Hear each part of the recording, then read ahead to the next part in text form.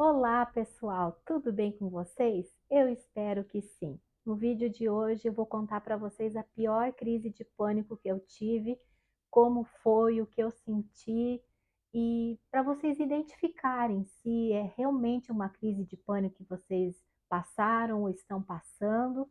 E também eu gostaria de saber o que vocês sentem para a gente poder trocar ideias, né? E vocês também poderem me dar dicas e falarem como está funcionando para vocês as coisas que vocês estão fazendo, se não funciona, se vocês estão tomando alguma medicação e tudo mais. Então, gente, eu lembro que a pior delas foi num dia que tinha muito sol mesmo, e eu tinha ido buscar o meu filho mais velho na escola, e eu estava indo para a casa da minha avó naquele dia. E era um caminho de ônibus, né? E era bem longe do bairro, né, aonde eu morava e aonde a minha avó morava. Precisava ir de ônibus. E eu, meu filho, naquela época, eu acredito que o Gianluca tinha mais ou menos uns 5 anos, né? E a gente entrou dentro do ônibus e nesse ônibus ele fazia muitas curvas e tinham muitas árvores. E eu lembro que a gente sentou bem no último banco, eu sentei com ele, que é onde ele gostava de sentar. E o sol começou a bater nos meus olhos, e daí uns períodos ficava tipo assim mais escuro por causa da sombra, e depois o sol batendo, e eu já entrei no ônibus com uma sensação esquisita.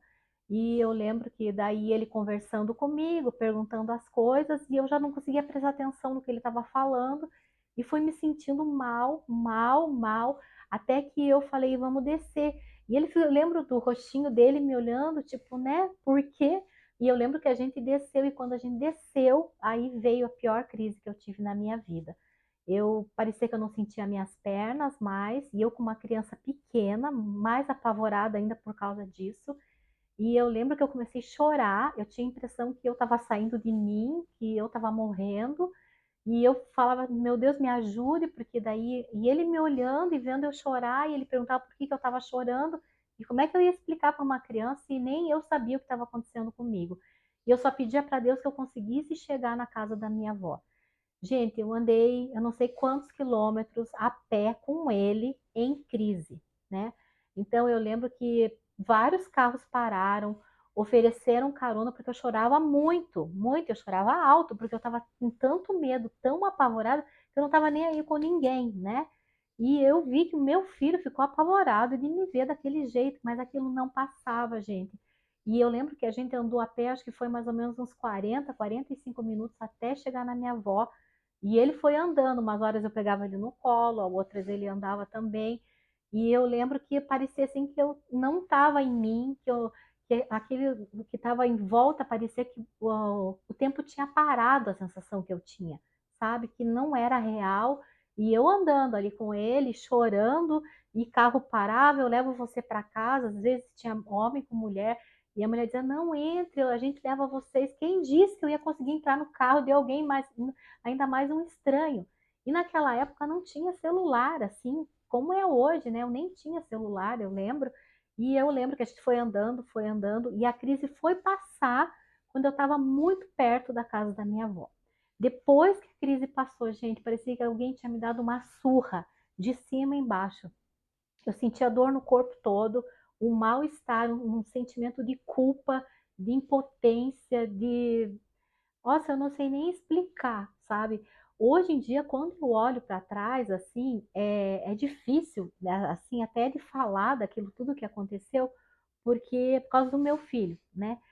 Eu acho assim que quando é com você é uma coisa, mas quando envolve filhos, né, é complicado.